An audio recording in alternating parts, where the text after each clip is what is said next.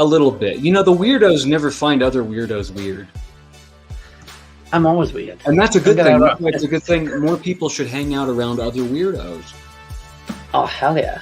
Oh, hell yeah. People, how much of a legend? Everyone's calling you a legend, ladies and gentlemen.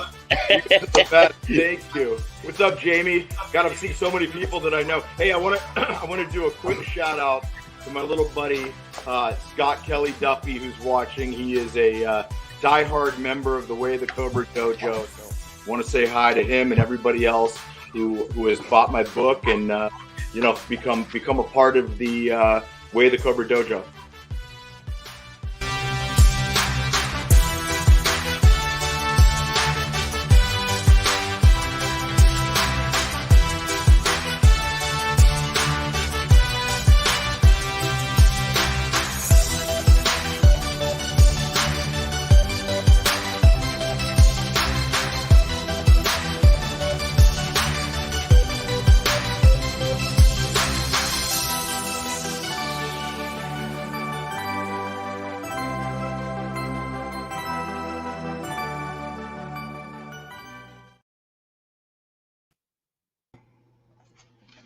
Whoa. Hello. Hi, everyone. How are you? Long time. Hi. It's wow. Now tonight is a real special night in NFL. It's up the chat, but it is a really special night. Very, very, very, very. But first, should we say hello to the audience before I do my thing, or do you want me to do my thing? You do your thing. Should I do my thing? Richard, What do you think? My thing? Put your thumbs up in the background. Clapper him up. No. I'm gonna quickly say I'm gonna bring him up. You do your thing. You do your thing. Hey, ladies and gentlemen, how you doing? My name is Drew Nicholas from DNTV. Tonight, you with me and Phil and a special guest. Yes, already you know he's in the background. It's the one and only Richard Felix from Most Haunted, where I was brought up as a kid. Amazing ghost hunters, brilliant guys. It doesn't matter what you say. He is a legend in one way, in many hearts, in loved. Okay, ladies and gentlemen, you are coming here tonight with Paranormal Red Rejects, the Inner Demons Media, and also Spirit Team Paranormal, NEPS, and I don't know who the other one is, and myself, DNTV. So, ladies and gentlemen, please enjoy yourself. Give it up for Richard Felix, please.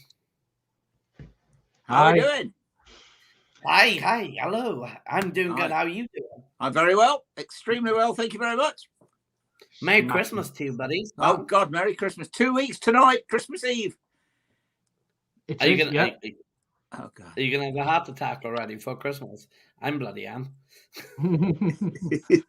So, Richard, just a little bit about yourself for audience, for some people that might not know who you are, even though we definitely know who you are. Well, there's a lot that don't. Yeah, that's true. Yeah. Well, who am I? What am I? Well, I mean, God, I'll tell you what I am, shall I? I'm the voice of reality behind the ghost business. I'm the guy that's trying to prove what ghosts are. That's the reality behind ghosts rather than the Scooby-Doo side of ghosts that you get on so many Hollywood programs and TV programs and ghost books and everything else. It's all great. It's all down to the scare factor. Wonderful. It's fantastic. We love to be scared and it's entertaining. But there's a reality there behind it, which is, in my opinion, far more fascinating than the actual scare factor of ghosts. I really think so. But again, let's not knock it because we love to be scared. That's why when we go on the theme park, we go on the scariest ride we can find because we love it. True. It's true, isn't it? Yeah. But there's a reality behind ghosts. Right? And that's me. That's me, the voice of reality. The ghost man, as people call me now. Oh, you're the ghost man, aren't you? Yeah, that's right. Ghost man. Cheers, buddy. Cheers. Richard. Yes. Richard, how long have you been doing this ghost hunting? How long have you actually been doing it officially? 30 years in January. Wow. I started. I've always been. Well, I've say so often. So I've been frightened of ghosts since I was 4 years of age, and I still have. All those years on, I still have a fear of ghosts. To be honest with you, and a healthy respect for ghosts. But 30 years ago is when I actually started doing ghost walks, and when I started, I did the first one, and I didn't like it because I didn't believe it. I don't mean I didn't believe in ghosts. I just did not believe the nonsense that I was talking, because I'd read quite a lot about ghosts of where I live in Derby, right in the centre of England, and I did, I read up about, right, I do a ghost walk, so I need to read up about it. Well, I thought, no. If I'm going to do this, I need to believe it. I need to believe in what I'm talking about. So I only did one, and I stopped for at least 6 months. And I did a phenomenal amount of research, which is what I'm big into.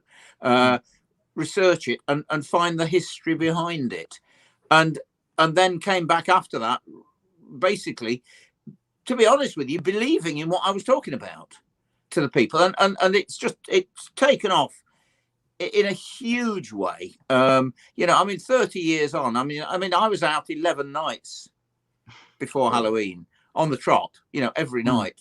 I'm like Dracula. I work at night only. That's some extreme dedication, that, Richard. Yeah. Oh God. Yeah.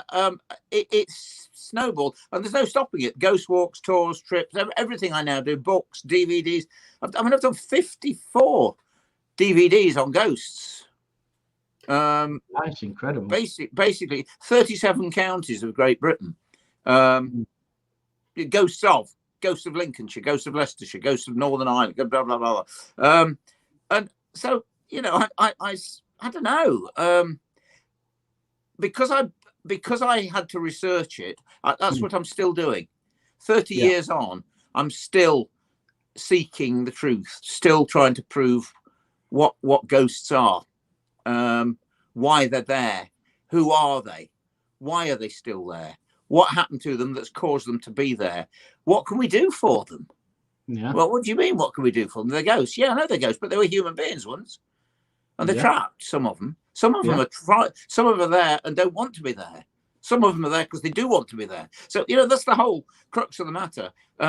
So 30 years of research, still researching big time.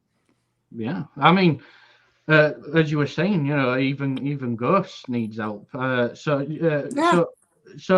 I know Buddhists, they do festivals for spirits, don't they? To help them, feed them. Yes, they do.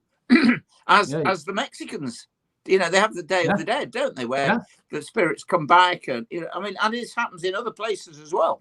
But of course, they have a respect for the ghosts, which is what I have. I'm not psychic. I'm not mediumistic. I'm not sensitive at all to any of it. As I say to so many people, I'm a psychic brick with a B. I don't see dead people, but I have a respect for them. I research them, and I think often when I'm doing whatever I'm doing, be it table tilting, glass divination, dowsing, Ouija boards, even some, I have a respect, and I think most of the time when I'm doing, I think I know who I might be talking to. What I have become, I think, is I've become sensitive to the subject, but not a sensitive, and have a healthy respect for them. And I believe, this is what people tell me anyway, is that they seem to have a respect for me because the way I treat them, as I would a human being, with respect and compassion, which is a different to certain TV programs at certain times. Can I just ask a quick thing? Can we just answer some of the audience questions? Yeah, go ahead. There as well. We'll jump back and forth, but that's okay. Yeah, go ahead, Joe. Pick one. Hit one. Anyone? Oh God. Okay. First of all, I want to say hello to all the audience. I usually give out the shout name, but we're going to do this a little bit different tonight, guys. I do kind of like this one. This is with the dyslexia side of me. So, Phil, this is. Oh, Gillian. Yep. Coming up next will be Ghost of Southern Island to add to his collection. Ghost of Southern Island. You're Please right. explain. Yeah, absolutely. I've done Northern Ireland, but as yet I haven't got around to doing Southern Ireland. But that is next on the list, and I'm so looking forward to that. So, really, because we are talking of a very haunted I can't wait to country. see it. I can't wait to see it. This is That will be astonishing. It'll have to be a double album. No doubt about that. Is there any areas in Northern, investigations that you did in Northern Ireland that Carrickfergus Castle was a good one. One or two obscure ones. There was a lake. I can't remember the name. I mean, it must be 15 years ago since I did this one.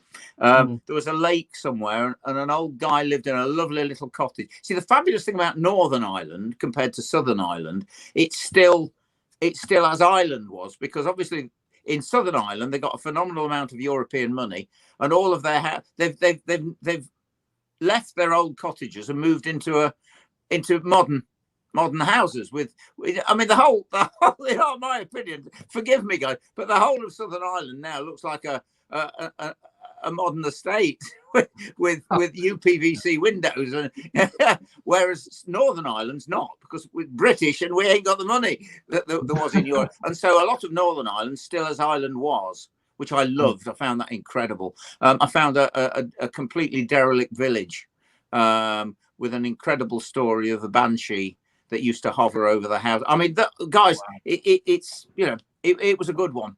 There's no getting away from it. I'm trying to think where else I did. I did one in Belfast. It's very difficult to try and remember where I've done, but I did probably 12 stories. Right, I tried to do all 6 counties in one day, and it was impossible. I'll probably have to go back again. And an incredible place, of course, was Castle Leslie. It's going to be the most iconic, though. Castle was Leslie. A belter that was. We did that on Most Haunted as well, and that's a fabulous place with a fantastic crisis apparition of a guy that appeared to his mother while he was still alive before he died. Wow!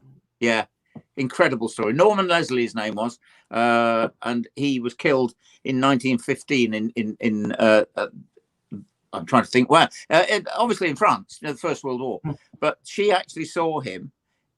His mother saw him in front of the bed, and he wasn't dead.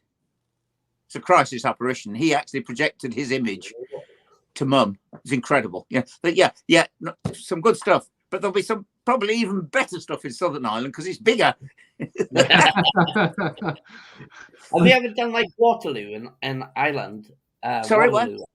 Waterloo in Ireland. I don't know it. I know Waterloo in Belgium. It's a little town, I think it is. I remember really going out to do a martial arts competition. Oh yeah. And basically we went to this little town of Waterloo, and they had some beautiful areas in Waterloo, and we found some like 5 different locations were banded, and they have got some really, really good historic against them. Oh right. Wow. I recommend you check it out and have a look, but it is built around the city slowly. But in further cases, they have got massive locations to go to. All right. Okay. I'll do that. I can't wait. I'm actually going over to Ireland in March with Gillian Murphy to do a place called Spike Island, which is an old prison. You have to go over the sea to get to it. And it's quite something. Yeah, I'm really looking forward to it. You see, there's quite a lot of Irish blood in me. A lot of the Blarney there, I'm afraid. So I can't wait to go back. Do you like the travelling then, Richard? Do you know to all these? Do you actually love travelling? Oh yeah, I love travelling. Yeah, I absolutely adore it. Well, in fact, talking of travelling, one of the things you see, I'll tell you quickly what I'm planning on doing. We've actually got a TV company at the moment that we just sent off a project to, and they're interested. But I've had serious problems trying to get a TV company to take me on because what I do might not be scary. I'm telling you the reality behind ghosts, not the scare factor. if you know what I mean. Now, I may run occasionally if something happens, but on the whole, I'm afraid you wouldn't be getting a ghost every 5 minutes, like some TV programs. Yeah. And so I've always had problems. So what I'm doing after Christmas is we're setting up a pay-to-view channel, my own channel, where I'm going out there to do my own TV stuff if TV don't want me. And it will be, well, it'll be quite something fascinating because it's the truth, the truth. There is no truth behind ghosts because we can't prove it. But you know, it'll be the reality side of things. And when you just mentioned traveling, one of the things I have on the cards to do is Ghosts of Route 66. Oh, shut up now, seriously. All 33 of them. Wow. I said there's the world's biggest ball of yarn on Route 66 to check out there on that one. So I'm thinking of seriously doing that one, guys, because it would be incredible. I want to do it in an Aston Martin. I love it. Love it. Red, open, drop in Aston Martin. All the bike on. Well, yeah, but everyone does that, you see. So well, I tell you what, you see, I think the interest again would be a Brit doing Route 66. Do you see where I'm coming from? And so a Brit, a sort of a typically English Brit, which I am. I think I am. I'd have to be in an Aston Martin, not a Harley. Not with brown leather gloves. You got to have brown leather gloves. Oh, driving gloves. Gloves. Wait. He's got to have a brown leather jacket on. Brown leather jacket. A beautiful hairstyle now going on. Going down our road. Yeah, can you imagine it? Because you see, guys, not only are there ghosts, but there are ghost towns, which are just as fascinating. Yeah, I mean, when I went to Canada, I went to one in Ontario. Oh, yeah. And there's an abandoned village there as well. I love stuff like that. I love the eeriness of it. Yeah, even if there isn't a ghost there, which there probably is, at least you've got the fact that it's abandoned and it's a ghost. It's called a ghost town. That's good enough, isn't it? Yeah, of course it is. Definitely. Ghost town. So I love traveling. Joe, is there a question in audience that you want to? I'm just going through it now. I was actually doing it as you guys were talking. Guys, please make if you get any messages for Richard, that'd be cool. And any message to us, guys, that'd be pretty cool as well. I just gotta admit, Richard is an absolutely brilliant ghost hunter in himself, the ghost man. He's really down to earth on the point. He knows his stuff. So, I'm just Richard. Sorry, Joe. I thought I'd mention the Penrich Revolution. Oh God, yes. Right. I've been told to bring it up. Really? Because a lot of people and myself, because something came up in a conversation about it, and I put it on net. Right. And I know that you've done some research. Big time. It's local to your area as well. Basically, Derby Jail, which I run, was the county jail for 1756, and the guys. It was England's last revolution in 1817, and they were brought to Derby, locked up in Derby Jail, and put on trial for high treason. And the three ringleaders were sentenced in Derby to be hanged, drawn, and quartered for high treason. And hanging, drawing, and quartering is not a pretty sight, to say the least. And it was designed A, to torture you, but B, to punish you beyond death, because that you were, I mean, basically you were, without going into all of it, this is probably a family show, but certain parts were cut off and burnt, your guts were pulled out and burnt, your head was severed, and your body was then divided into 4 quarters. And those quarters usually taken to different areas, because the fact was, you see, that if the body wasn't whole, then on the day of judgment there was no material resurrection for you, and you'd go to hell. And they knew that before they died, you see. So it's okay. So it's caused ghosts, because you see, The guys knew that. Well, they knew they wouldn't get in through the pearly gates into heaven. They didn't want to burn in hell, so they stayed here, and that's caused ghosts big time. And so these guys, but basically, their drawing and quartering was commuted, and they were beheaded after being hanged for half an hour. And it's the last beheading in Great Britain with an axe in front of my jail in 1817. Wow. The last sentence of hanging, drawing and quartering in England, the last rebellion in England, and the last beheading with an axe. And, well, like so many others, definitely one of the ghosts of the three still haunts Derby Jail to this day. It's quite something. It's again, as I said earlier, a pedigree second to none the place has. Really has. Actually, my questioning really is it's about that your jail that that you've got. I mean, I've been to it. It's an amazing place. But did you actually pick up on one of the guys? Well, that were... funnily enough, we actually picked up on one of the guy's wives.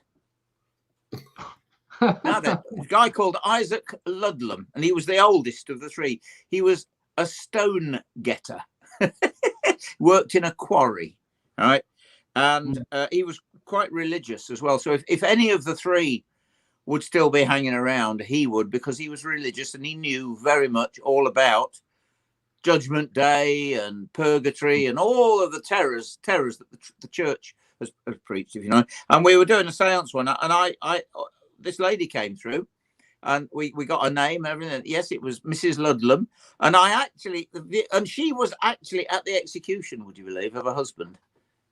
Whoa. Because it was public, you see, all execution. There were 6,000 people watching the execution of these three guys, and I asked her which of the three, because obviously three of them were hanged and beheaded. And when I say it's the last beheading in Great Britain, which it was, I was very interested to know who was the last of the three. So who was the actual one that could claim to be the last person in Great Britain to be beheaded? And she said, my husband, Isaac. Wow. So in other words, she told us that Isaac Ludlam was the last man in Great Britain to be beheaded with an axe, which I found fascinating. And we asked at the same time, is your husband with you? Is he still? And she said, no, he's here with me. He's here in Derby Jail. Wow. Yeah, I mean, the jail itself, I've got to admit, the history is very colourful. I mean, people got put in that jail and died within them walls, didn't they? Yeah, they did. Well, jail fever was typhus, commonly known as the stench. And people died. A lot of people died of that. A lot of people died. And of course, quite a lot of people committed suicide in the jail as well. What did it do to the fumes then, of the stench then? Just made the stench, that's a good question. In sanitary conditions, basically. Overcrowded in sanitary conditions. And when it was just before they closed it in about 1820, the prison cells were pretty small, as you can, a normal sized prison cell, right? And there were 6 prisoners in each cell for 23 hours a day with a bucket. I can imagine. So you can imagine I cannot even begin to imagine what it was like. And again, you'd be murdered for the coat off your back if you got a decent coat on. It was a place of terror, torture, pain, anguish, death, suicide, execution, you name it. It's got a lot. It really has. It's very strangely enough. I believe when I went to that jail as well, Richard, you were only just finding tunnels. We're still searching. We're still searching for tunnels. There's another jail 8 minutes walk away, which I've got as well, which I take people on as well on the tours and on the night vigils. We do both jails. You get 2 jails for the price of one now, because the other jail they built after this one was unfit. And we've got the execution room there where they hanged them, and one of the very haunted towers. It's got two Martello towers, and we've got one of those towers as well. And there's supposed to be a tunnel from one jail to the other. We still haven't found it, but I keep getting stories and accounts from people telling me that they know where it is. but up to now we've never found it. We've just actually got a guy in from Nottingham University that's got one of these geophys machines, that look, it detects holes in the ground or tunnels, and in the very near future we're going to be having a real search to see if we can find that tunnel. So still nothing yet, still waiting, still searching. But I know that the surrounding area, though, especially that pub further upstream. Oh yes, yeah. They've found actual skeletons and stuff, didn't they? That's right. Oh God, yeah. Giant walls. Yeah. Oh yeah, quite a few skeletons around. Oh yeah, I mean the whole area is historic. Historic and haunted is the word. The pub's got ghosts in it as well, of course. The pub up the road, and quite a few of the houses around there got hauntings. Yeah. Derby's the most haunted city in Great Britain. Now then, that was in all the newspapers about 15 years ago, and it was my doing, but I didn't get it done. Another guy, researcher, was asked to come up with the most haunted city in Great Britain. And then the first thing I heard about it was the Daily Express ringing me up saying, could you tell us more about the fact that you're the most haunted? I said, sorry, great. Thank you very much. I didn't know. Tell us more, and this guy had Derby number 1, York and Chester joint second. Couldn't believe it. And it was in the press. In the you wouldn't imagine that. You wouldn't imagine that week, especially in York. York and Chester weren't very happy. I bet they were. Okay. Yeah, it's quite something. I got some questions here for you, Richard. Yes. So, go for it. Are you willing? Do you want to shoot? Yes. Okay. Oh, right. God, that's small. We have a great place here, ghost towns that our people are not allowed to enter because of the dangerous situation. And once you go in, you will never come out of the town. It's called Inunaki Koe, the dog howling place. It's very haunted and dangerously. So, wow. That's is this Irene from Japan? Yes. Hi, Irene. She's a dear friend, actually, and of his group and team. A lovely woman, and Japan. I mean, is there a country like something like that you would like to expand to? Oh gosh, would I? I mean, yeah, quite a few, to be honest with you. I mean, I obviously want. I need to go back to America because I'm very fond of America and Americans. I've done the East Coast. I did a 3-week tour of New England. In fact, I did 14 states in 3 weeks, all the way down to Pennsylvania and Gettysburg. And I want to go back. I've done California. I've done three different sort of, not tours exactly, but yeah, I did Most Haunted once, of course. I'd love to do Australia. I'd love to talk to Aborigines about their beliefs, and because they have incredible beliefs and powers.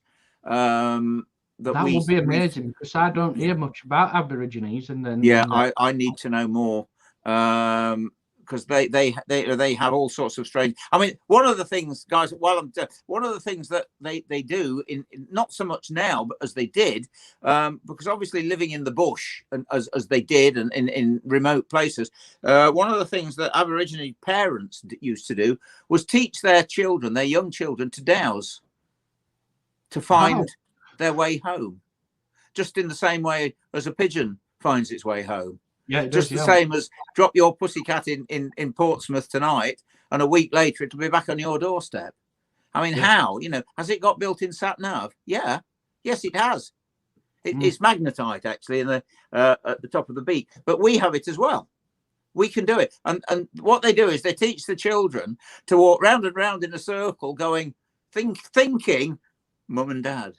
Mum and dad, mum and dad, and then they walk off and they walk home. Now, this is real. This is absolutely fascinating. They also have things called dream lines. They have lots of stuff. They've got stuff that they can still use stuff that we've forgotten how to use. And I'd love to work and live with live with some Aborigines for a week or so and learn more about it. Fascinating. But again, that could all be part of the pay-to-view channel one day. Can you imagine? Richard, I'm Awesome.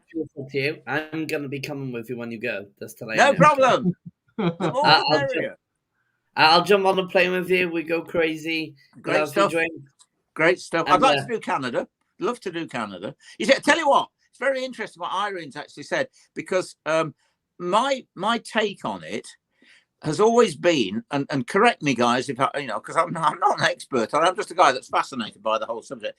I've always said that ghosts, by the way, are an English-speaking people's thing. Wow. England, Ireland, Scotland, Wales, America, Canada, New Zealand, Australia, and some colonized parts of the world that the English have been. In other words, I'm talking about the ghost culture. For instance, I would say to you guys, have you ever heard of, Irene may be able to, of a Tokyo ghost walk, or a Toulouse ghost walk, or a Berlin ghost walk? You know, I mean, and I'd be very interested to know, because I'm not saying they don't have ghosts. I'm not saying that they don't have haunted properties, but they don't have the ghost culture that we do. You know, there won't be dozens and dozens of books, dozens and dozens of programs, dozens of DVDs like there is in English speaking things. They have spirits, they have, you know, but it's a different, it's not a culture like ours is, I don't think. But correct me, guys, if I'm wrong. Actually, isn't it, for some countries and cultures, the spiritual aspect is actually centered around the whole life. Yes, in a different way to our ghost culture. Because you see, because I mean, the big one, of course, the very big one is the word ghost. All it means is to be frightened of. That's actually pretty good, though, to know something like that, because we do actually use the word ghost or spirit, very common in Britain. I actually did not know about that, though, believe it or not. I'm very good at my knowledge stuff, but that's something I did not know.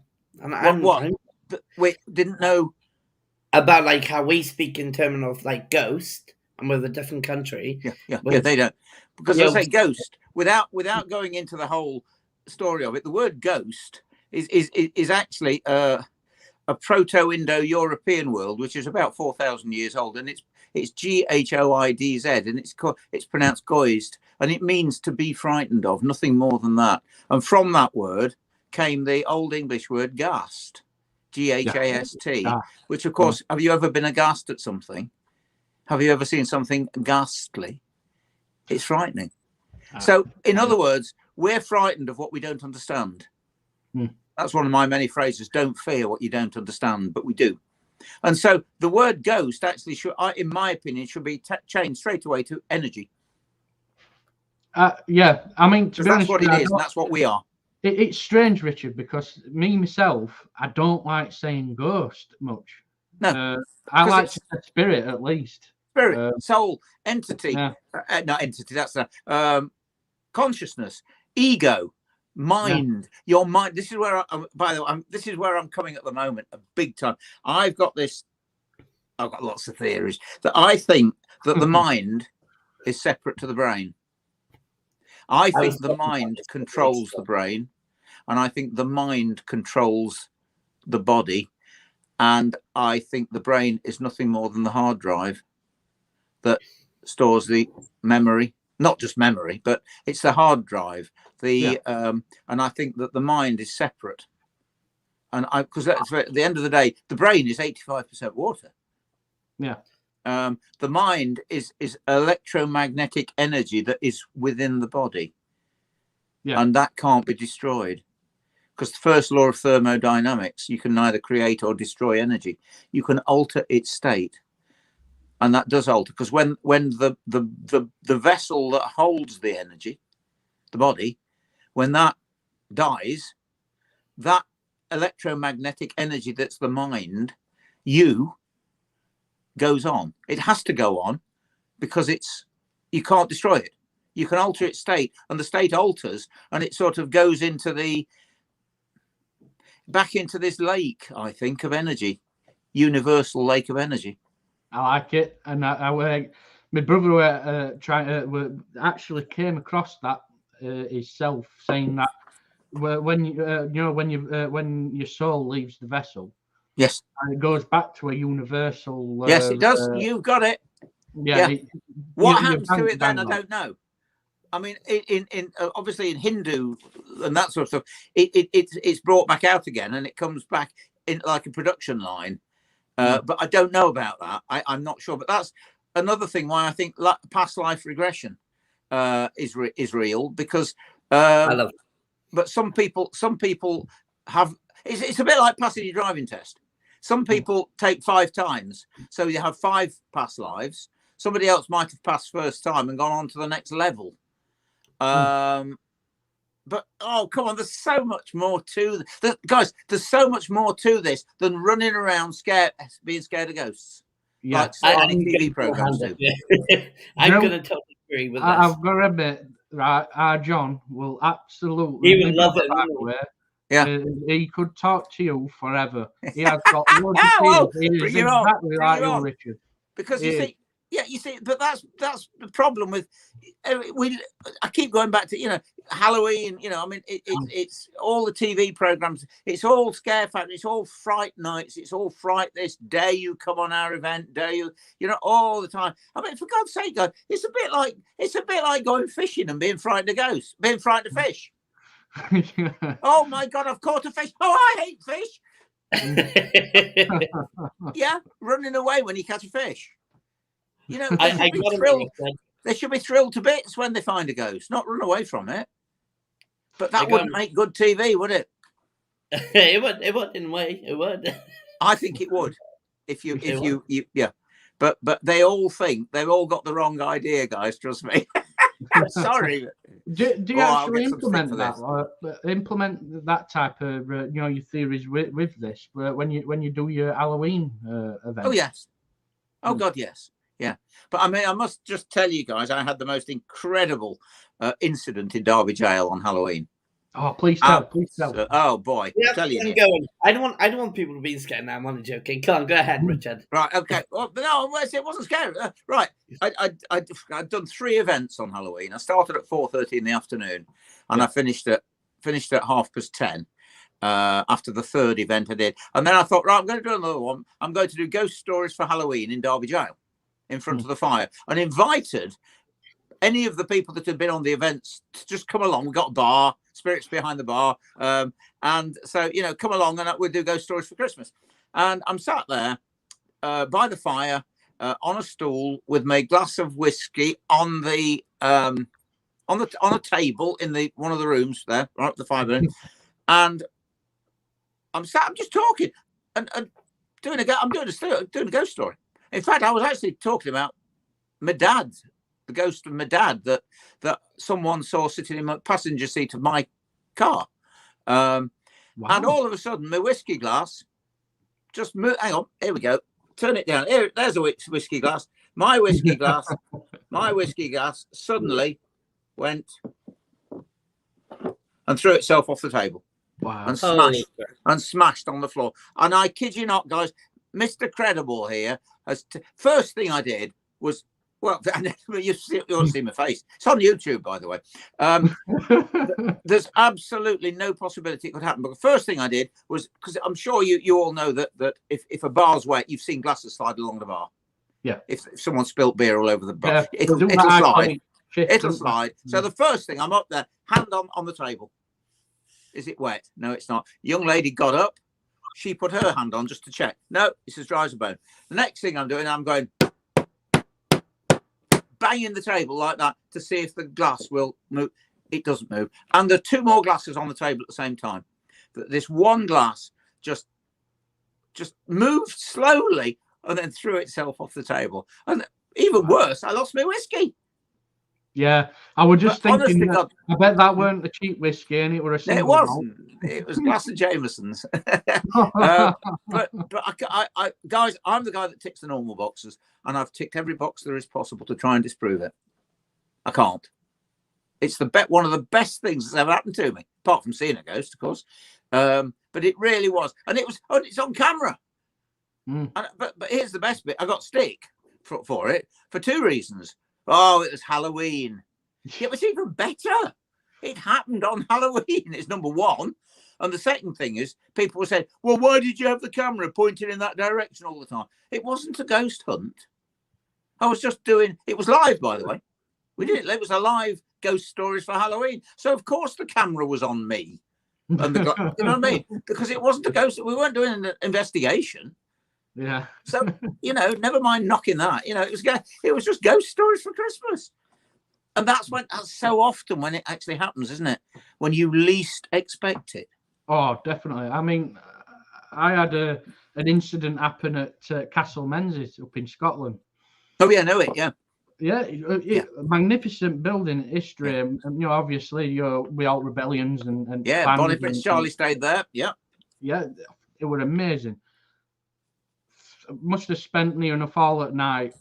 Didn't really get much, right? Yeah. I've got to admit, But it was right at the end at night when we were all packing up, ready to go. We heard a woman hum, humming to a kid. Wow. And we're all six of us.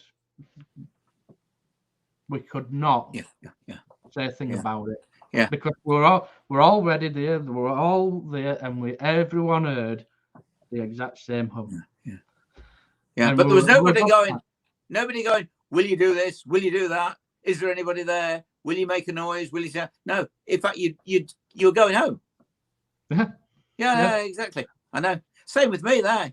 This was not a ghost hunt. I wasn't asking spirit to do anything. Certainly not tip my glass of whiskey over either. yeah. I know you especially won't want that. I mean, what are you talking about? Good one. What are you talking about? Scotland. Your lovely friend Dan here. Sit down. Oh, right. Dan Mullen. Yep. Shall I read it out, Richard? Yes, I know most ghosts are there to get you. Sorry. Yeah. Most ghosts aren't there. That's right. But if a ghost doesn't want you in the particular place you're investigating, wouldn't a ghost try to frighten you, to remove you from the location? Perhaps that spirit personally was mischievous. Yes, absolutely. When he was alive and he liked to play, absolutely right. Yeah, pranks. I don't think ghosts are there to get you, but will scare you into leaving. I think it depends on personality of how that ghost feels around you. Oh, absolutely. I mean, you see, I preach very much the fact that ghosts are not there to get you, and I don't do demons. I don't believe it. What do I believe in evil spirits? Well, let's put it this way: I don't think for 1 minute that Hitler is wandering around picking daffodils. Yeah, he was an evil person, and there is evil. So if you were evil on this plane, you'll be evil on the next. There's no doubt about that one. But what I'm saying is most people are very nice, and that means most ghosts are very nice. But I do agree that if a ghost doesn't want you there, they may well do things to, you see, prime example of that, in my opinion, is a house that someone buys, and unbeknown to them, the previous occupant, who is dead, is still there. In other words, the old lady or whoever it was, or the previous occupant, 300 years ago or something, actually loved that place so much that they're actually still there. They've stayed behind. They still think they live there. And all of a sudden you start doing something like stripping the wallpaper off her bedroom or smashing a wall. They get a bit angry. They want to know what you're doing. What are you knocking my house about for? And so they're probably going to start getting a little bit, angry. And so yes, that does happen. There's no doubt about that. And again, I don't think for 1 minute that all ghosts are nice. But I still believe that most of them are, because I still say most people are very nice, aren't they? I think they are. I think they are. They are. Yeah. But I agree absolutely with what he says. Yeah, I agree absolutely. But I tell you, the most ridiculous thing of all, in my opinion, is if you don't want us here, do something to tell us that you don't want. Well, what a ridiculous thing to ask. Oh, supposing it does do something, what happens? You have to leave then? No. It's told you to go. For God's sake, don't ask, do you want us to leave? because you've got to go, haven't you? If it answers you. Yeah, and then it's going to be more annoyed that you're still there. Yeah, exactly. Yeah. But why ask the question? Why ask the question unless you're going to adhere to what they say? Yes, I do want you to leave. That's why I've thrown this glass off the table. Experience on an investigation. We've done this experiment, and we asked him, "Can you?" We actually done it. We asked him, "Do you want us to leave?" As soon as he wanted to leave, it started reacting up, and every time we didn't leave, it just got worse by the minute, starting getting worse until someone actually started getting scratch on their back, on their chest. We literally got photos of it and cameras on it. And then we done a little experiment then to see what the spirit does. Because we done less in the end. And we actually got it on camera at one point when 2 doors were literally officially open and a window. And that's all of it got. All of it just went bang. And we couldn't believe it. We couldn't believe it. We thought it was like, could it be the air shutting there? Could it be breeze? But it was not even the hand of a gale force to shut the door, if you get what I mean. Wow. So, and to bring the window down from a sliding shut, we were stunned. This was in an abandoned house in Wales. Yeah. So, Wales has got a bit of a history behind it itself, as of course it has. Absolutely. And massively, I promise you, that's the first ever been scared or something like that. It is one scary. But really? I do love it. I do love it when I get scared in the end, do I, Phil? I actually in the end. Because I have this generous, but being seeing spirits myself, I actually seen and hear, and literally I do connect with them, and I do have a feeling. Yeah. I've proven myself multiple times, and I'd be happy to prove with you one day. Wow. If you want that one. I will show you what I can do. Yeah. Sounds good to me. Wow. And there's a multiple thing. I've done a missing case recently, a couple of months ago, in it, Phil. Yeah. And spirit works in a weird way, but I don't call them ghosts or anything. We do call them spirits. And I love the theory on what you're actually talking about, how to pronounce them properly. Yes. Spirit actually tell you. Definitely. Yeah. It was lovely how they work, and I love your theory on it. And I actually want to dig more with you. So after this, that's fantastic. You see, this back very quick back to this mind business. I actually refer to it as and I when I'm talking to I actually say personality, consciousness, spirit, soul, mind, you.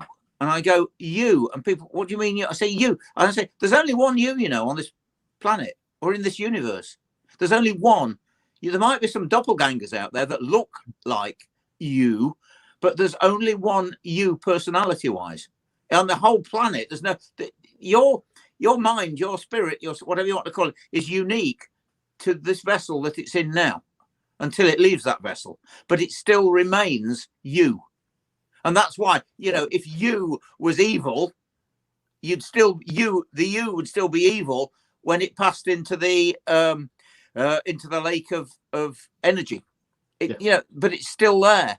But I refer to it as you. That mind is you, and each one of us is special, unique, and there's just one of you, and that's quite something special. That stone tape theory as well, doesn't it? I'm so big into that. 60% of ghosts are nothing more than a recording held in the fabric of the building. Yeah. Now then, because I've actually got one of your books. Right.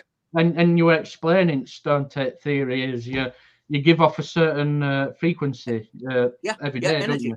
Yeah, energy. Yeah. And it traps within. Is it the carbonate wall? It causes a recording. Yeah.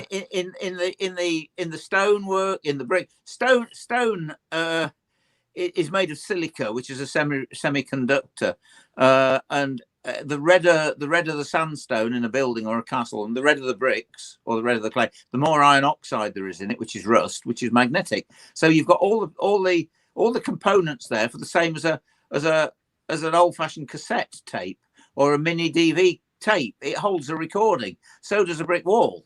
But it's easy to make a recording in a cassette recorder or a camera because it has a battery in it, which is the energy. But the energy to make a recording in the fabric of a building, it comes from you as you're dying, as you're resisting death. It's called a death flash. And we actually emit 1,000 times more photons as we're dying than we do during a normal living state.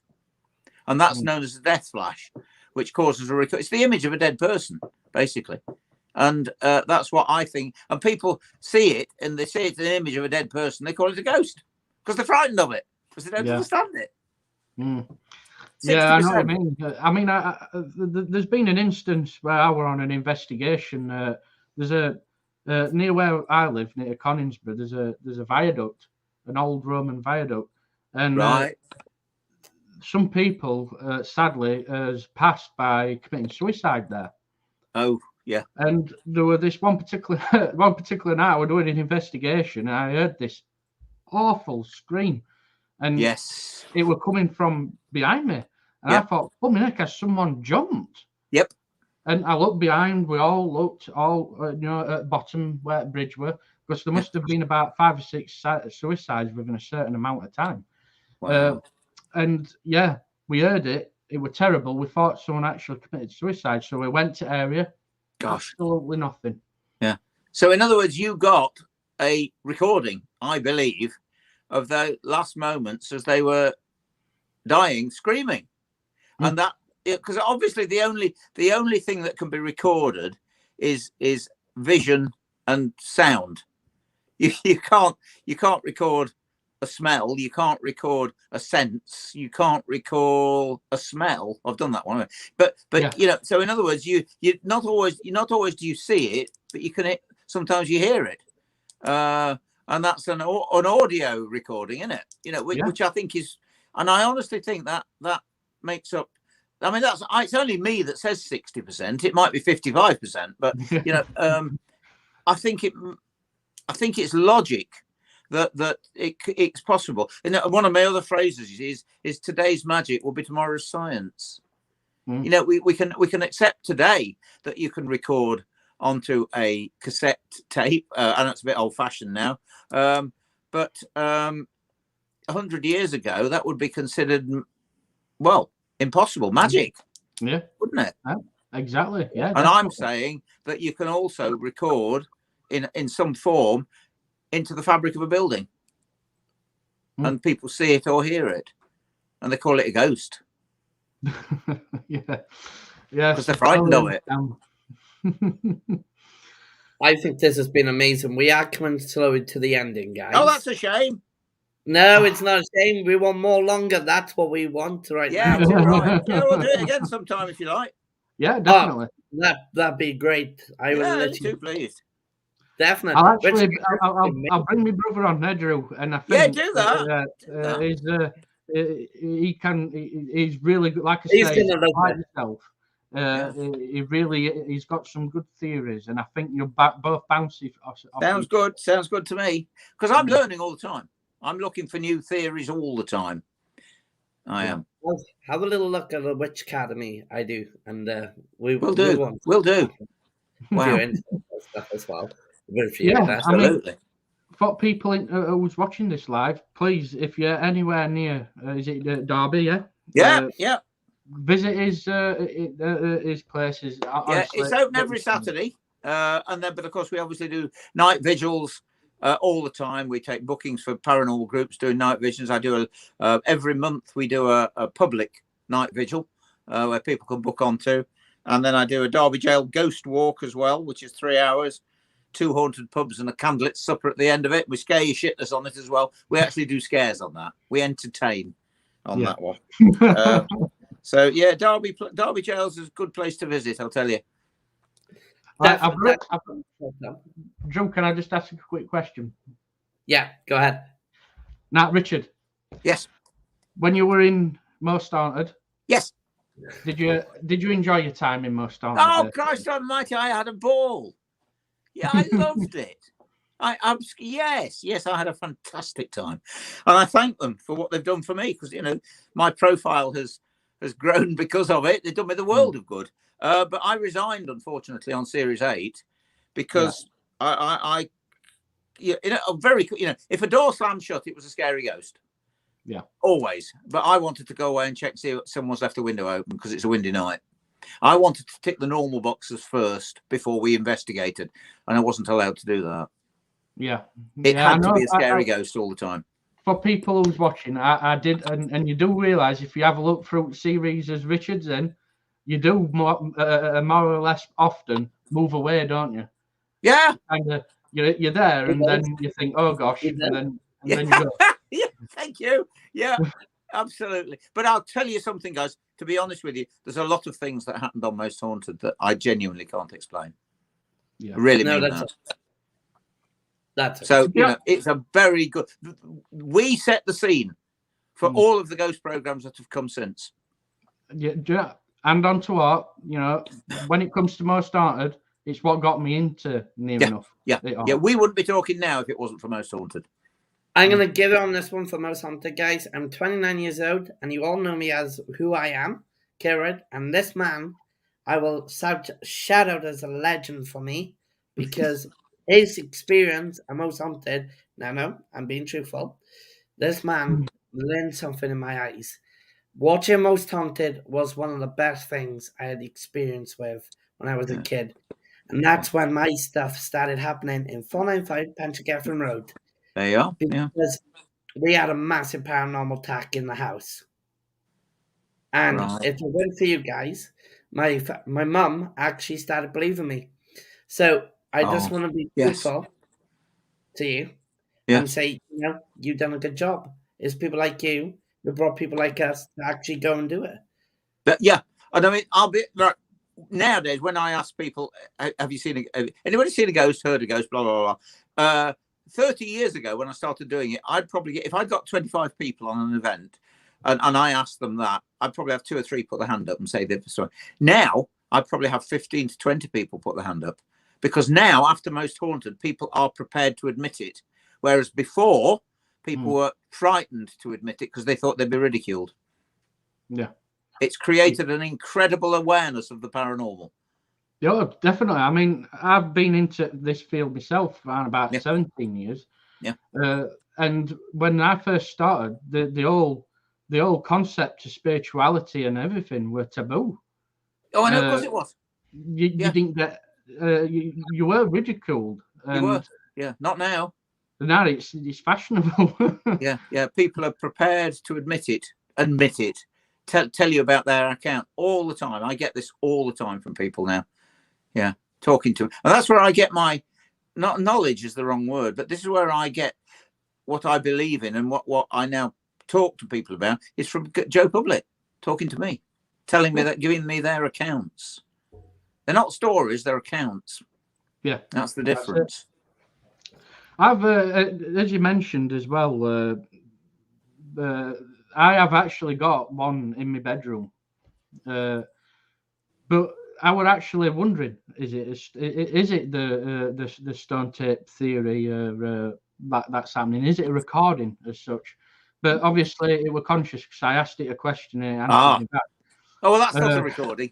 That's definitely not a recording. John Wayne couldn't answer you when he's on a cowboy film on TV. That's it. Correct. Yeah, and sadly, that there was a woman that died in that house. Wow. Yes. And she I think she had dementia as well. So, it kind of. Do you think that kind of explains why it's probably not passed on? It's confused. Could well be confused. Still here, because there's various reasons why they've stayed behind. One's fear of moving on. One's because they like it here and they want to stay. Another one, they think they've got unfinished business. Executed for a crime they didn't commit, murdered and no one found the murderer, a job they never finished and wanted to complete. So many different ways that they've stayed behind because they want to, or because they're frightened to move on, and they need help. That's why I said at the beginning of this, what can we do to help them? You know, it's like opening the gates, opening the cages at the zoo and letting them out. You know, let's go and see the monkey. You know, we go on ghost hunts all the time. You know, it's all very well, but it's really like going to the zoo, isn't it? Yeah. We want to see ghosts. We want to see the monkeys at feeding time. Mm. That's why I particularly like to have some sort of a medium there. So that they can actually pass on these agree with you. That move on. Such as yourself, Joe. You know, I bet you've moved on quite a lot, haven't you? Within your time. From my experience, I'm sure. I'm being truthful. I have moved on quite a bit, but when you move them on, it's really a little bit difficult because everyone thinks it's easy, but it's actually not. How they actually seem to move on, they get confused when in spirit world. It's not as everyone thinks is easy by click of a finger. They're confused, they're lost. They scared, they're wondering what's going on, or they know they passed on. Some might know they passed on, but they got a job to do to let us know. So that's me being honest as a medium or a spiritualist. That's how they tell me these stories, is they want to be somewhere, and it's all darkness to them. They actually are in darkness. They're not in light, they're not in hell, they're not in anywhere. They go to this mystical world where it's all darkness to them. And sorry, I do carry on about this. No, that's great. No, that's good news. That's good. It's not good news. It's bad news, but it's something that they. And of course, the big one is, you've got to remember, why should they believe you? You know, go to a better place. There's a place up there with light, and there's friendship and love, and there are hands of your loved one. They're waiting for you. But you know, they've been there for however long. Why should they believe you when you tell them? Difficult, isn't it? Yeah, it is a very difficult one, that one. No, it's a subject and a half, guys. It really is. And definitely. It needs a real TV program. I think we should all have a day. Me, you, John, and Richard. We literally have a day, go up and meet Richard. Do it. All go out for a meal and let you have a bit of fun. Sounds good to me. And then back to Derby Jail. Yeah, absolutely. Oh, definitely. Yeah. I actually believe that last time I went there, they locked me in that prison cell because I burnt someone's food for talking to them. Right. But yeah, Joe, is there any questions left in there for Richard? It's loads there, but can I ask a quick question before I get one in the audience? A very quick one. Because I'm a Welshman. Whereabouts in Wales did you actually go and ghost hunt? Well, I've done. Oh, well, obviously Margam Castle. I've done Carnarvon Castle. I've done Conway Castle. The Skirrid, of course. Love the Skirrid. I've done 2 DVDs on Ghosts of North Wales and Ghosts of South Wales on DVDs, video as well. So I've done quite a lot of Wales. One of the things I want to do, not got round to it yet, because I also do a week's tour for Americans and that sort of stuff. And I've done England, Ireland, and Scotland. And I want to organise one day a Ghosts of Wales for them, a week's tour of Wales. That would be tremendous, yeah. But I've not got around to it. I've got too much to do and not enough time to do it. That's the trouble. I'll come on this trip. Yeah. I'm sure you can give me some good places as well. One place I will actually mention on live there, and I will highly, highly recommend it, because we got evidence of 2 images of actual unlooking weird spirits. Right. And I mean horn and pink body, and I mean a tall, lanky spirit with reaching out onto the area. And that's one of my teams who catch that with another paranormal team who they never lived in the area. Naboth Castle, one of the most great area. People burned Bibles, done some stuff with symbols, and we actually bonded for a year with our location. And we had some amazing stuff on it. And Naboth Castle. Yes. Seriously. Wow. I shall look it up. I shall look it up. But some of the audience are asking questions. We are going to run longer because you are a special guest. And DNTV is actually doing a quick Christmas wishes out to you guys, because it is that time of the year. And we're going to stay positive no matter what the situation is. We got to stay positive. We have. And we have. Enjoy it.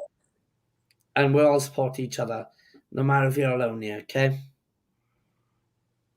Cool. Is there any questions in there, Drew? Yes, it is, and it's PT Matt Williams, which is quite a few. There's loads, but Matt William, I don't know. Richard, PT... how are you getting on? Oh, with the old. Can you explain the subject? Oh boy, yeah, I'm working on creating a proper Ouija board, because you see, one of the things I have problems with Ouija boards, two things I have problems with. Number one, people are frightened of them for no reason whatsoever, because all it is a piece of MDF with writing on it, same as anything else. But it's been demonized by the church and demonized by Hollywood, of course, over the years.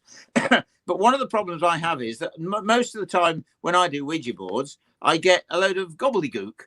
And one of the reasons is that a lot of people from the period when ghosts come from, because most ghosts, not all, most ghosts are from a period over the last 2,000 years, if you like it. I mean, from when Christianity came on the scene and demonized everything under the sun. And so a lot of people couldn't read and write. So all of a sudden you're presenting them with a board with 26 letters on it, yes and no, goodbye, hello, and a load of numbers. Well, they're probably very embarrassed, because they can't read and write. So how are they going to possibly try and talk to you? They're not. So that's the first problem. The second problem is that in the 6th, 17th and 18th century, the alphabet was different to what it is now. There was no such thing as a W. There was no such thing as a U. There was only a V and a double V. There was F's and S's were in a different context to what they are now. There was another letter called an F, E-T-H, wow. And it looked exactly the same as an F, but instead of having the bar going right through the F, it only had the bar on the right-hand side, and it was called an F.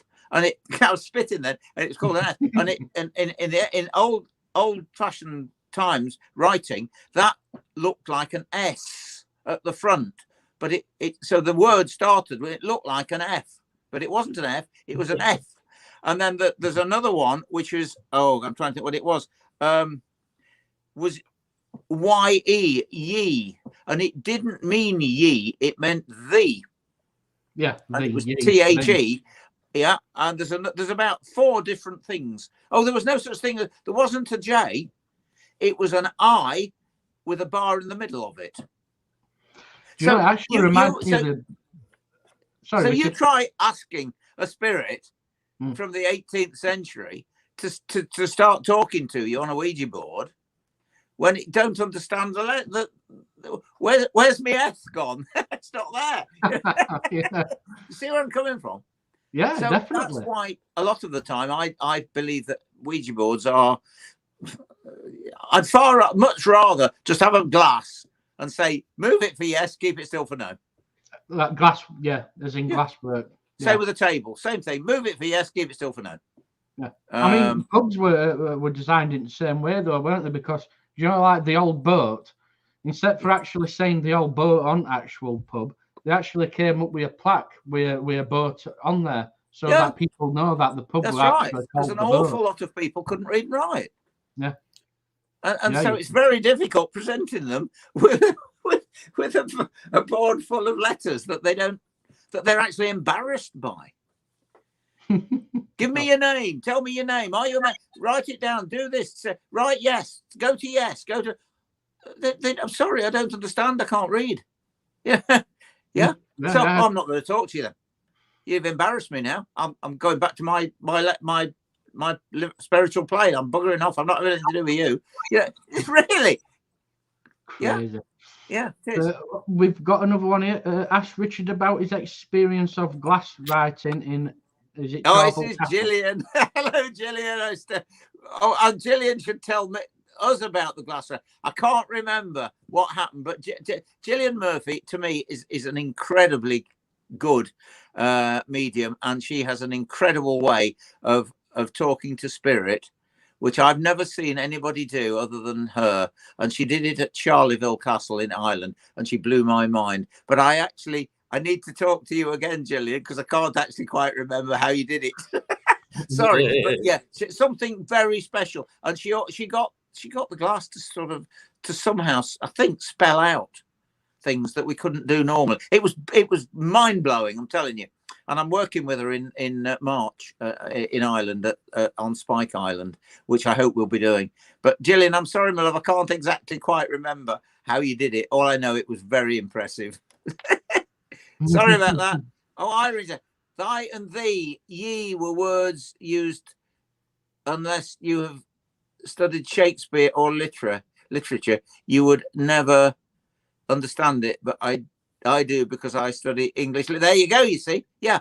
But yes, but of course, it's not used now. But it's also they're not on the Ouija board. You see, so people can't use it.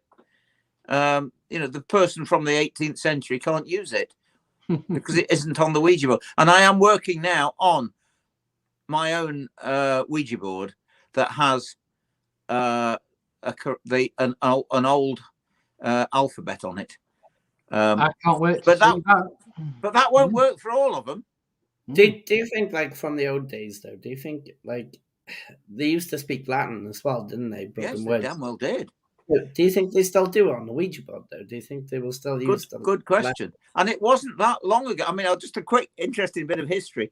When George I came to England after we'd thrown the Stuarts out, he had to converse with William Pitt, the Prime Minister, and the only way they could talk to each other was in Latin. Because George I was German and couldn't speak English. And William Pitt couldn't speak German, and the only common language they had, and they used to talk to each other only in Latin. That's the king talking to the prime minister in Latin. Oh. In 1778. Oh, can't remember the date. Come on, Richard, get your facts right. I've lost my blood. Early 1700s. How's about that? Wow, that's incredible. So perhaps we should have a Latin Ouija board. I reckon so. I reckon so. Yeah, make like a Latin Ouija board and see if we can connect with them, because you never know. They probably spoke Latin or different languages. Yeah, might get some Romans. Yeah. See, you actually saying that there's Welsh language predates quite early on. Yes. Yeah. It's kind of kept its originality. Well, the Welsh language. Yeah, exactly. Oh, wow. God, I speak a bit of it. But if I speak a bit of it now, they'll be like, we don't understand you, Drew. There's Alberta, is it Tushy? That's where I met you up at Charville Castle, Gillian. On really? Halloween. On Halloween? There you go. Get in. I met Dorothy. Richard at Campton Youth Hostel. That was a good one. Crikey, that was a little while ago, Dorothy. Yeah. How are you doing? You. I actually met you, Richard, in at Doncaster. Oh, it were an old hospital. I think it were either ghost nights or fright nights. Could have been fright nights. Who knows? Is the thumbs up? Hang on, sorry, I missed that. Is the thumbs up, thumbs down for yes, no, age older? Yes, it is. And funnily enough, Mr. Willis, I was thinking on the Ouija board, instead of yes and no, that's exactly what I'm putting on it. Thumbs up or thumbs down. Yes or no. But originally, of course, it was used by the Romans when they were in the arena, the Colosseum and what have you. And basically, when a gladiator was about to kill another gladiator, he defeated him. He was on the ground, and basically, as he was standing there with his sword or his spear or his fork ready to kill him or not, shall I kill him or shan't I? They asked the audience at the Colosseum, and if it was thumbs up, then it was save his life. Thumbs down, kill him. So, in other words, negative, positive, yes, no. Yeah. So that's what will be on the Ouija board. That's good. That's interesting. Yeah. Thumbs up for yes, thumbs down for no.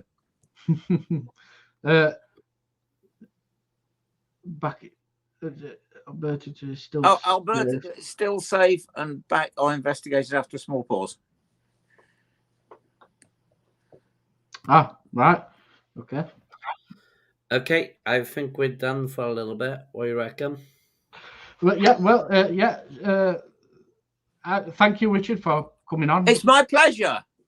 Only too pleased to do it again sometime, guys. Oh, definitely. And I think next time, John's going to be on and he'll just chew your head off with theories. Yeah, absolutely. Brilliant. Joe, what do you think?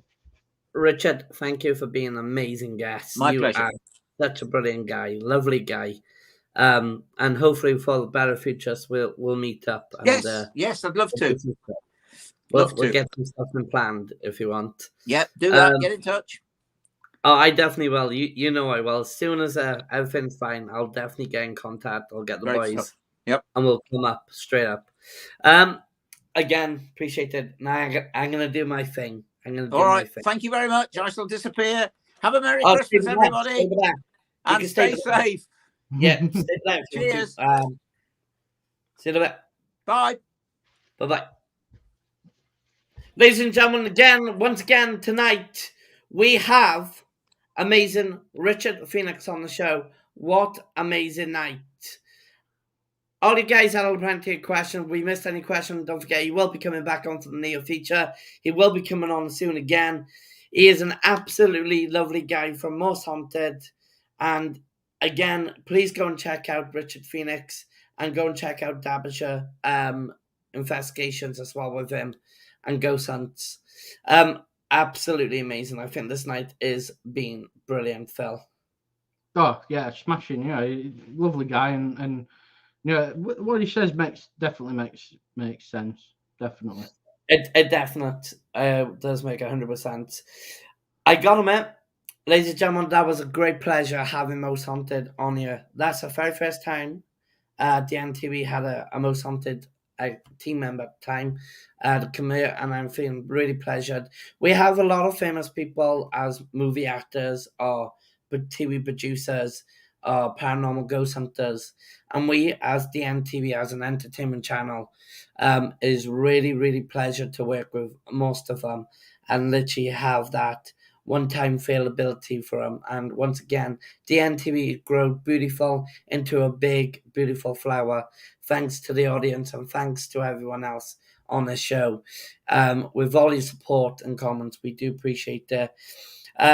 Once again, Richard will be back on. I'll be speaking with him after Christmas to arrange some new stuff going on.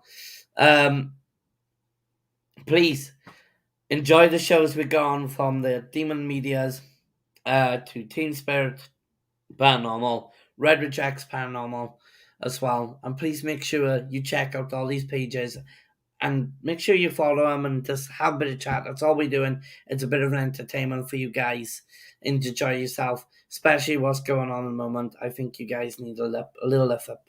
And it was a nice little Christmas present to bring Most Haunted on here, Richard himself on here. And what a lovely guy, I got him out. Once again, teamwork, working together was amazing. Absolutely amazing tonight. Thank you for coming on and checking us out. We really appreciate all your respect and support. Last of all, please go and check out the Phoenix and Stag Wiccan and Pagan Life Academy. If you're into witchcraft or you're looking to go and join a witchcraft academy just for a safe place or to earn courses, I do run it as a self-employed business. We are registered, we are safely trained, and we do offer coaching to give you abilities. You do get a certificate at the end of it, but it won't be a certified certificate yet until after Christmas, until we raise enough money up and get fully certified. You will get a awarding certificate though, a certificate from our company and a certificate of stating you achieved this course. Our aim is to give you a safe place to practice your magic, practice your herbalist, and to give you a little help on research and history and understanding. If you're a new beginner or you're looking to do more advanced training, then please give out. I am qualified in herbs. I'm also going to be qualified as a master herbalist as well. I'm also qualified in safeguarding as well. I am a coach, trainer, qualified trainer. And if you want to come along, please give it a little peek. DNTV has done amazing. Thanks to Paranormal Red Ridge as well. Red Ridge Paranormal and Team Spirit. Once again, though, Red Ridge is the networking. It's how we built. It's how it's created. We all come together. 3 of us did. And we all done it. No matter what the situation is, it always comes back to me, Phil, and John being that network. And then the guys, every one of them then as well. And that's how the network works. That's how we're doing good. It's thanks to Leslie, thanks to Sid, and it's thanks to Neps as well. And thanks to a lot of people in our network is making this happen for us all. And I just want to say appreciate them for the 2021 ending of December, going off to 2022 of new beginnings and see what happens. So please make sure you keep watching our DNTV for more entertainment. If not, we always got more networks to go to, more platforms for you to enjoy. You listen to paranormal stories, listen to some rock bands. We're also planning more people for the network in the future, aren't we, Phil? Yeah, and like I said, like you say, you mentioned the Inner Demons media. Yeah. I like me rock and metal, so you do get some funny guys on there, and the talk about all that type of stuff is brilliant. So as DNTV, as an entertainment channel, you can't go wrong. You're going to get a diverse amount of different platforms going off. And it's really good. It gives you the mixture of what you want. We still have got the magazine. We just hadn't had a lot of time to get on done. The MTV will produce its first magazine, hopefully after the new year, and possibly a Wicca one. Maybe. Yeah, there's always them possibilities. But I've got to admit, though, within this COVID situation, it has been a bit of a whitewash to what we could do, but I'm hands on to what next year it's going to be a lot better, and there's going to be a lot more content coming your way. It is. Thank you. I'm just reading some comments. This year's of the Tiger and Sid streams is fantastic. Someone sent a message to Roof and Unit now. It's ghost humor as well, and praise for the people are ill. Yes, that is true. There's a lot of praise going out there. Guys, we're going to end this live right now. I wish you all the best and a Merry Christmas and a Happy New Year to you guys. Before we end it, I will be talking about on the next TV show as well with Phil and John probably. We'll get 3 of us together. Why it's important to go live most of the time, or what keeps us going video, and that'll be a nice little chat between everyone on social media to find out why it's so important to keep going live. And I would explain that in a near time to give you a little bit of a clue why most people or myself likes to go live and what it does to us. So I think that'll be a nice little experience to new beginners who wants to start their own live or broadcast shows or something. Yeah, definitely. I mean, at the end of the day, we need this, especially for people that are locked in the house still. Even though you can, people are scared and they want to be at home, and they need to watch something. It's better than being in 4 walls and just daydreaming all day. So it is important to all. To keep yourself active, and it is. Hopefully, we bring content that people like. I might get a gym instructor on you one day as well. Why not? Yeah. What can you do exercise-wise if you're in a confined space? And that'll be a good idea. That. That would actually, wouldn't it? I come up with a lot of ideas. Phil and John comes up with ideas, and I come up with all ideas, and then we're just like, we're thrown in. We'll see what happens, see what Drew can do, and then John can do, Phil can do. It's mostly sometimes me, and that gets like somewhere around that line. I'll be like, you come up with the wacky ideas, and we try and make it possible. I think that's how it works, doesn't it? we work together on it. It's like it's unbelievable. It's like we tell most of the people. John and Phil, absolutely love them for the paranormal. I really do. I got no complaints there. Seriously, they know what they do and they know what I'm talking about as well, as we've seen it tonight. Massively give them the highest rating of working with them. I would. It's amazing. It's my pleasure, bro. It's my pleasure. It's how we work together, how we bounce off as what we do in the paranormal field. We bounce off really well. So and that's what we're going to stick as. It's another thing I was going to mention. It's about need a feature or something. Oh my god, it was about paranormal, like guys. That's it. The famous people. I have to really work hard sometimes to get them in. I have to really do work hard. And Phil can tell you right now on this live. Go on, tell him, have a giggle. We're not using ego, guys. We're just you do dedicate majority, near enough all a day. Try to make sure that you do get people on, and it's dedication. And we've got Richard Felix on, amazing guy, and I looked live.